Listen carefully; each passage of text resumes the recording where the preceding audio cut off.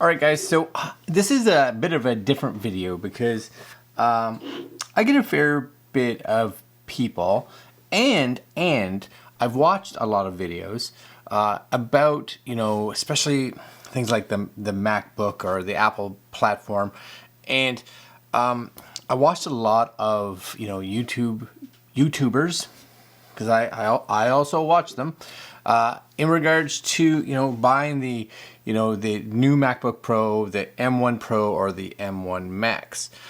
And if you can afford those computers, then I think those are great. Those are fantastic options.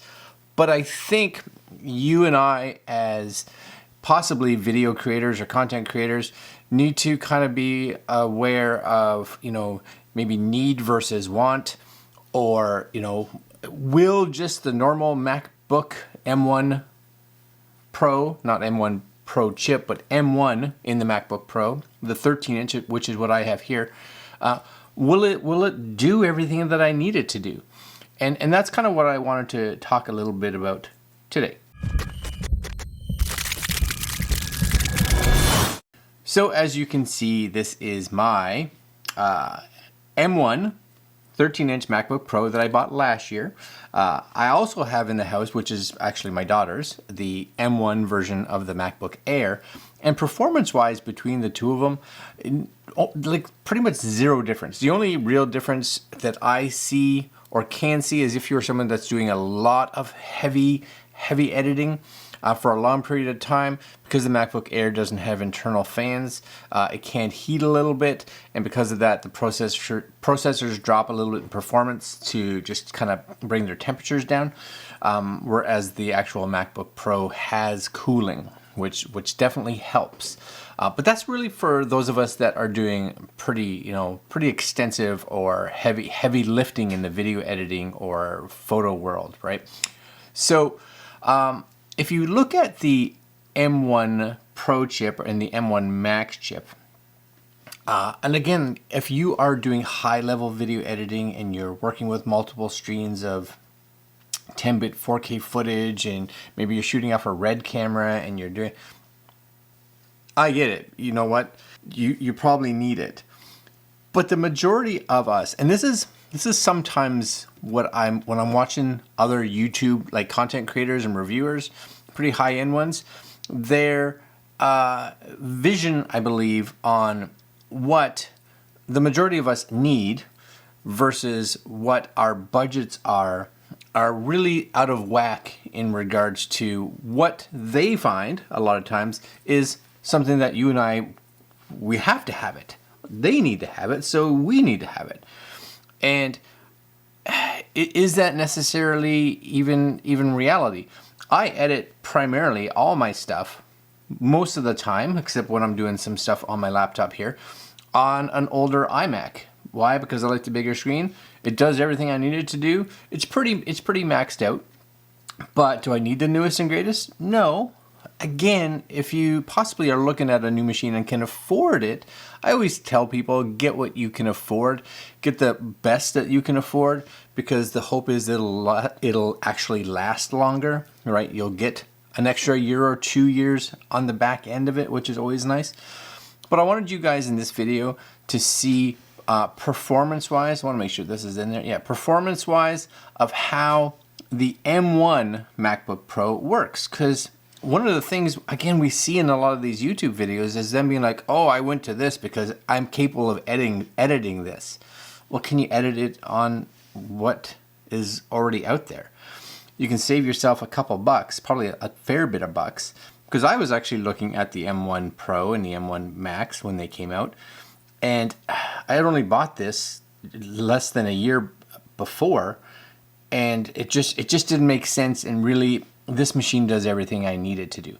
And again, there definitely are some things on those new machines, especially in the actual physical hardware, that may be something that you want, like the built-in SD card, so that you don't have to carry an external, right? It has some stuff. But I wanted you guys to see in this video if you possibly could save yourself some money and just go with the standard M1. Right? So here we go. I have two projects that I brought over, and I'm using a Crucial X8 drive right here. Works fine, does the job. It was one of the least expensive ones that I could find actually on Amazon for a faster drive. And we're gonna plug this in, and I've copied two projects that I am currently working on over there, just to see how they run here. So here it is. Here's my Crucial, and you'll see Final Cut Pro Portable. And we'll just open this up. Okay, so here we are. So you may have seen actually this video come out, well, I want to say possibly even just yesterday. This is my game controller, which I just finished it. We'll load this up. And here it is. Now, what I want to do is I'm going to close some of these windows down just so we can expand the room a little bit. Get rid of this guy. So we just have this. Now, this is actually running, at this point in time, 4 layers of video. Now, it doesn't look like there's 4 layers of video down here. I'm going to turn off my volume here, just so that the audio isn't scrubbing. Is that better, maybe? Yeah. And these are taken from, just so you guys know, this is taken from this camera, which is an R6. It was shot with this camera up top here, which is a Sony ZV-E10. It's shot with this camera over here, which is a Canon RP, and there's a screen recording. So we got a bunch of different footage in it. Now it's all 4K 24 frames, 8-bit, okay? But 4 levels, ready? And just so you guys can see this here, see if I can bring this back up. If we look at view, we are running at better quality, optimized original. So we're not even in performance, we're in best quality, right? So we're showing it as best as it can, running off an external. Okay, so is there any stutter? Ready? Click. Here it is on Banggood's website, so you guys can see it. 85 bucks Canadian, that's pretty good. 4.7 stars, so let's say 4.5 to 5 stars. I don't even know what to tell you. It's a controller that works fantastic. Now, if you're, you know, maybe you're, and you can see even up here, like there is zero. I'll just turn this down a little bit. There is no stutter at all. Zero stutter inside here. This shot here, R6, RP, ZV-E10. Here's another clip that I've just added on top, so we got extra layers, and this is shot with the ZV-1, and again, zero. There's no frame drop. So this, and I'm sure most of you that are out there shooting right now for YouTube especially, and again, this video is really pointed toward those of us that are doing like YouTube videos. Now, if you're at the level of, you know, Marcus Brownlee, and he's shooting with, you know, 8K red cameras, and he's got a $250,000 robot arm to get his B-roll shots, then yeah, buy the M1 Max. You got the money, you got the budget. Why not get the best out there? But you and I probably don't have that, right? This is running. You guys are seeing it, right? It's running tap, tap, tap, tap, right? Scrolling through this. Like there's zero stutter at all. There's no lag, and I'm coming off of an external drive. So if there was any lag, my thought would be probably the external solid state. The internal drives in even just the base M1 is really fast, way faster than this external SSD. So if you were to invest or want to invest a little bit more money, I would just invest in getting a bigger internal storage. Because you're video editing, right? That just makes sense.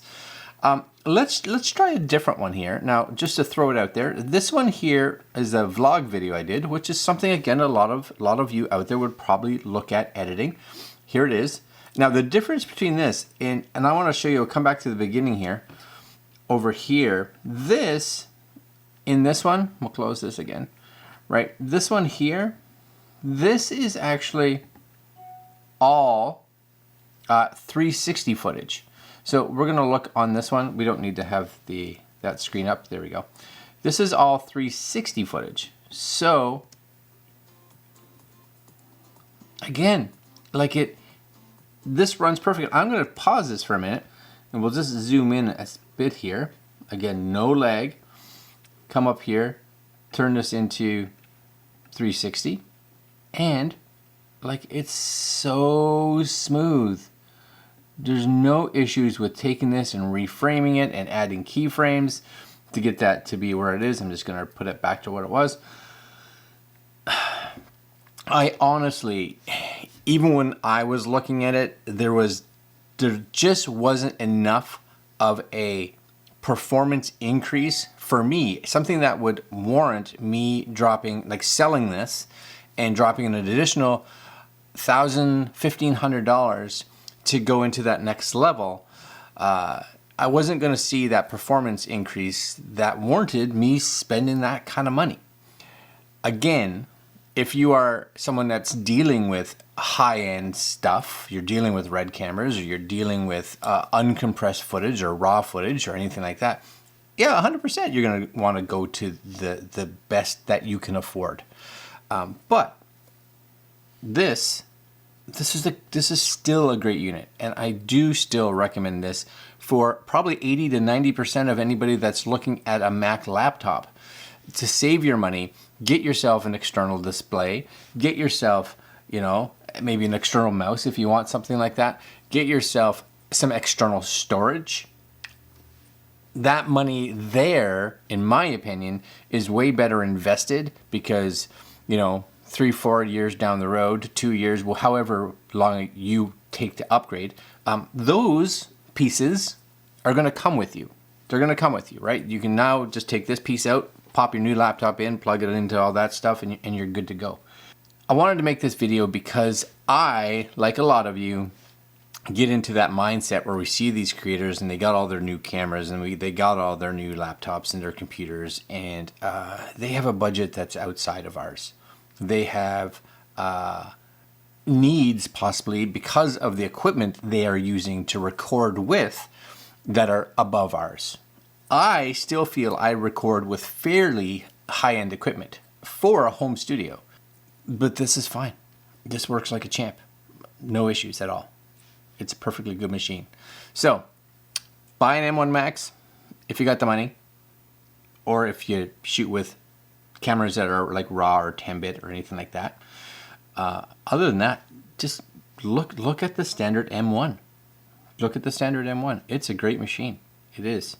And that's what I'm leaving you with. If you have questions on this machine, I've been running it now for about a year, and I love it. It's a fantastic machine. And it's smaller. It's a laptop. I want it to be portable, right? So I can easily throw this in a bag. I can take it with me. It's not heavy. That I like. Comments down below. Let me know your thoughts. And I got some more videos like this on a kind of, which should you go? What's your needs versus wants? And we're going to throw some of those out soon. Like, comment, share, subscribe. Hit the little notification bell. And I'm going to go over there and actually edit this video. Later, guys.